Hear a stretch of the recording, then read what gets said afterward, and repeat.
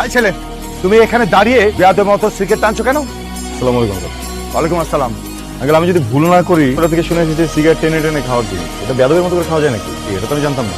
আর চায়ের দোকানে তো আঙ্কেল চা সিগারেটই খাবো, তাই না? আপনিও খাচ্ছেন চা, চুমুক দিয়ে খান, স্নিগ্ধ লাগবে, সতেজ লাগবে। কথাবার্তা তো বেয়াদবের মতো। একজন শিক্ষকের সামনে দাঁড়িয়ে কিভাবে আচরণ করতে হয় সেটা কি তোমার বাবা মা শেখায় নাই? বাবা মা?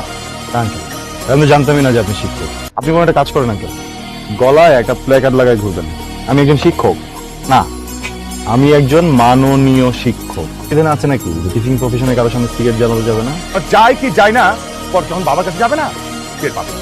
আমি তোমার বাবাকে জানাচ্ছি। খুবই সরি, ভুলবশত একটা ভুল করে ফেলেছি, ভুলে যাওয়া যায় না প্লিজ। মানে হয়েছে কি, আমি না আসলে রেগুলার স্মোকারই না আঙ্কেল, আমি সিগারেটই খেতে পারি না, যে বুক ব্যথা করতেছে, আমার লাংসে মনে অলরেডি ইনফেকশন হয়ে গেছে আঙ্কেল। এই শামীম মামা, আমি কি ডেইলি সিগারেট খাই বলো? মাঝে মাঝে খান।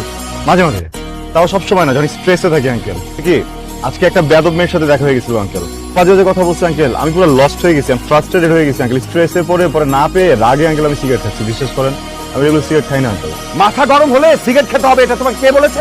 তুমি এক গ্লাস লেবুর শরবত খেতে সিগারেট খাবে, আর সিগারেট খেলে মাথা ঠান্ডা হয় এটা তোমাকে কে বলেছে? বন্ধুরা আমাকে কোনোদিন বলে নাই যে এরকম রাগ হইলে শরবত খেলে বা জুস খেলে মাথা ঠান্ডা হয়ে যায়, কসম।